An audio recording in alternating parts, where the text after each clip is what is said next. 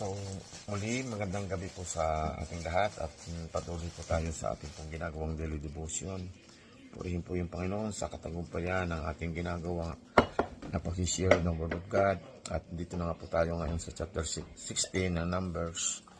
At ang akin pong isi-share verses 1 to 7 po. At ang sinasabi nga po dito sa talatang ito, nagrebelde si Korah at ang kanyang mga kasama. Ngayon, nagrebelde kay Moises si Korah na anak ni Isar, na angka ni Kohat, na anak ni Levi. Kasama niya sa pagrebelde sina Datan at Abiram na mga anak ni Eliab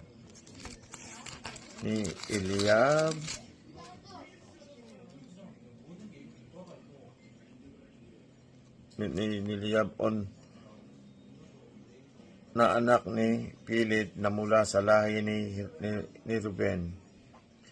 May kasama pa silang 215 lalaking Israelita na kilala at pinili ng mga pinuno mula sa kapulungan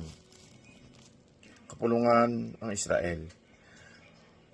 Pumunta silang lahat kina Moises at Aaron at sinabi, sobra na ang ginagawa ninyo sa amin. Ang buong sambayanan ay banal at nasa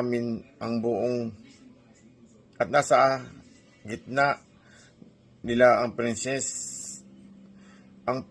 presensya ng Panginoon. Kaya bakit ninyo ginagawang mas mataas ang inyong sarili na higit sa aming lahat? Pagkarinig nito ni Moises, nagpatira pa siya para manalangin. Malabo na talaga yung mata ko.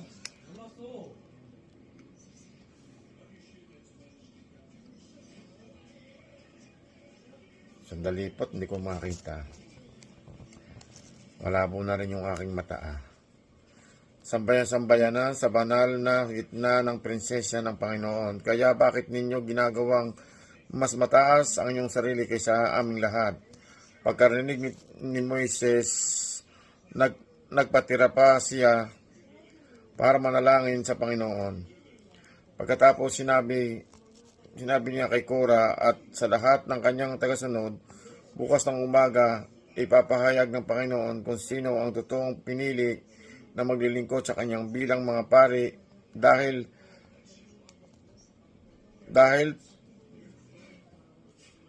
palalapitin niya ang kanyang presensya,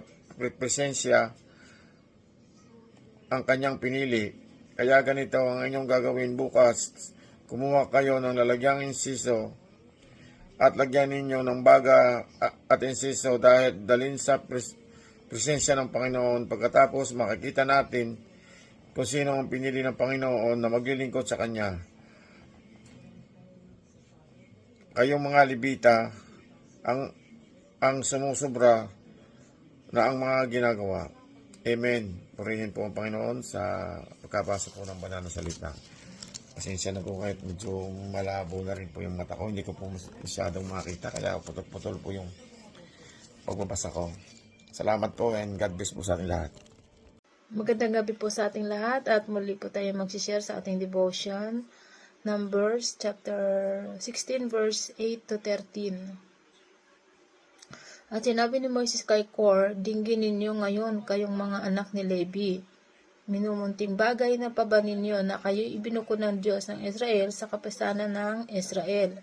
Pakilapit niya kayo sa Kanya upang gawin ninyo ang paglilingkod sa tabernakulo ng Panginoon at upang kayo tumayo sa harap ng kapisanan na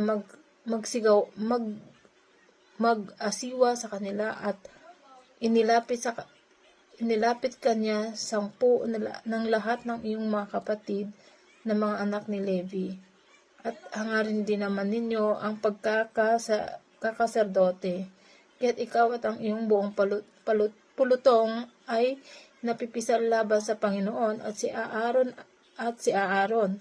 Ano nga't siya'y inyong inupasala. At ipinihahatig ni Moises at si si Datan at si Abiram na mga anak ni Eliab at kanilang sinabi, hindi kami sasampa, munting bagay pa ba na kami ay inyo pinasampa sa isang lupain na binubukalan ng gatas at pulot upang kami ay patayin sa ilang kundi napapanginoon ka paman din sa amin. Amen. Magandang gabi po sa inyo lahat. Ang babasahin ko po ngayon, number chapter 16, verse 14 to 20. Bukod dito, hindi mo kami dinala sa isang lupain na binubungkalan ng gatas at pulot. Nibigyan mo kami ng manang bukid at mga ubasang dudukitin mo ba ang mga mata ng mga taong ito? Hindi kami sasampa. At si Moises ay nag-iinit ng mainam at sinabi sa Panginoon, huwag mong pagpitaganan ang kanilang handog. Ako'y hindi kumuha ng isang asno sa kanila ni gumawa ng masama sa kanino man sa kanila. At sinabi ni Moises kay Kore, humarap ka at iyong buong kapinsanan sa Panginoon, ikaw at sila at si Aaron bukas. At kumuha ang bawat isa ng kanyang suuban at lagyan ninyo ng kamangyang at dalhin ninyo sa harap ng Panginoon na bawat isa'y magdala ng kanyang suuban na 250 suuban. Ikaw naman at si Aaron, bawat isa sa inyo may kanyang suuban. At kinuha ng bawat isa ang kanyang suuban at kanilang nilagyan ng apoy at kanilang pinatungan ng kamunyan at sila'y tumayo sa pintuan ng tabernakulo ng kapinsanan na kasama ni Moises at ni Aaron.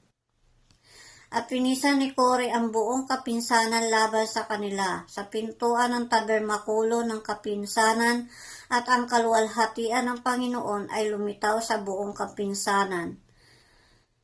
At sinalita ng Panginoon kay Moises at kay Aaron na sinasabi, Amen.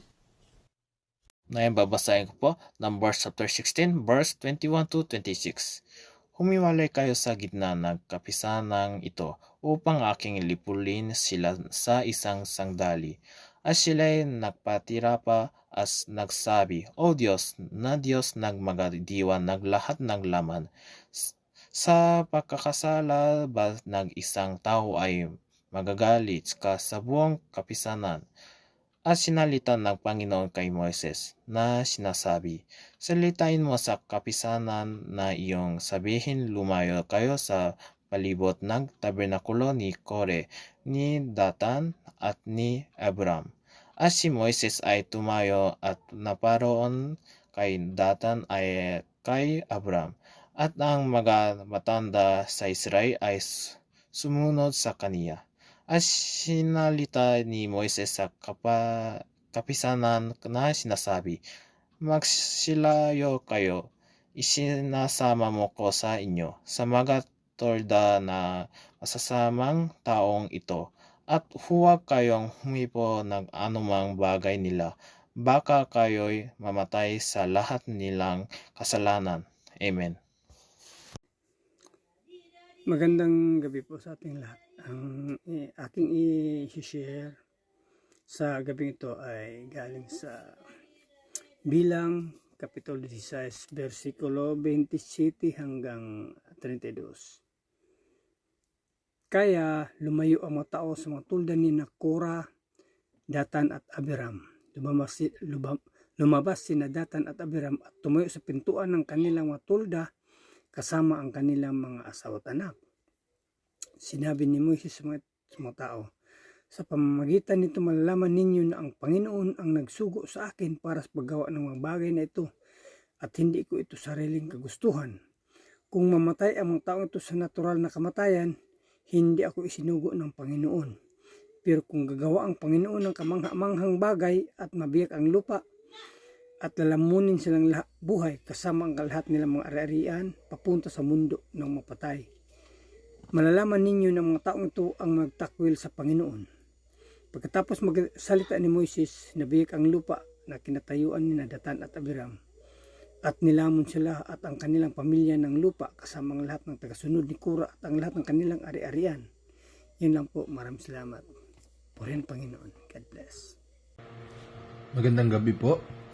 Ang babasahin ko po ngayon ay Numbers chapter 16 verses 33 to 38. And fire came out from the Lord and consumed the 250 men who were offering the incense. The Lord said to Moses, Tell Eleazar son of Aaron the priest to take the censers out of the smoldering remains and scatter the coals some distance away. For the censers are holy, the censers of the men who sinned at the cost of their lives.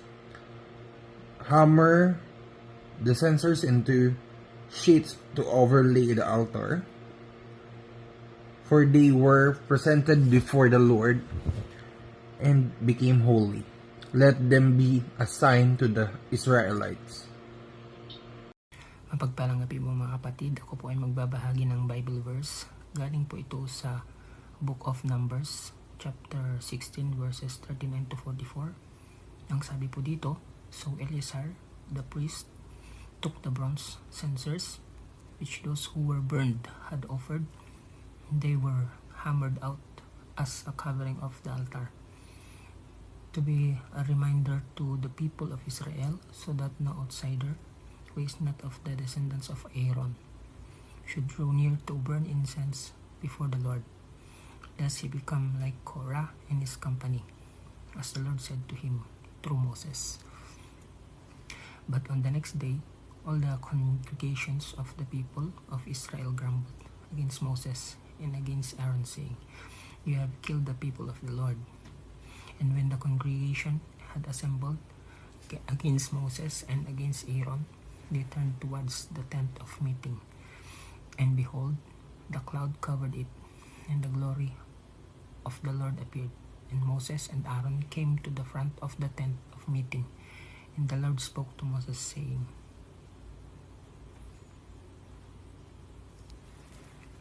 Anong po mga kapatid, pagpurin po natin Panginoon. Amen. Mapalang gabi po sa atin lahat. Ang aking pambabasahin ay matatagpuan sa Bilang chapter 44. Chapter 16 verses 44 to 50. Sinasabi po rito, Sinabi ni Yahweh kay Moises, Lumayo kayo sa mga taong ito at lilipunin ko sila ngayon din. Ngunit nagpatira pa sa lupa sina Moises at Aaron. Sinabi ni Moises kay Aaron, Magsunog ka ng insenso sa lalagyan nito. Dalhin mo agad ito sa kapulungan at ihingi mo sila ng tawad kay Yahweh. Sapagkat kumakalat na ang salot dahil sa kanyang puot. Sinunod nga ni Aaron ang sinabi ni Moises at patakbo siyang nagtungo sa gitna ng kapulungan. Pagdating niya roon ay marami ng patay. Nagsunog siya agad ng insenso at hinihingi ng tawad ang sambayanan at siya'y tumayo sa pagitan ng mga patay at buhay at tumigil ang salot.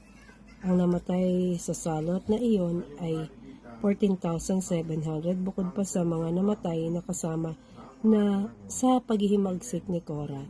Nang wala na ang salot, nagbalik si Aaron kay Moises sa may pintuan ng toldang tipanan. Maraming salamat po. Purihin ang Diyos sa pagkabasa ng kanyang mga salita.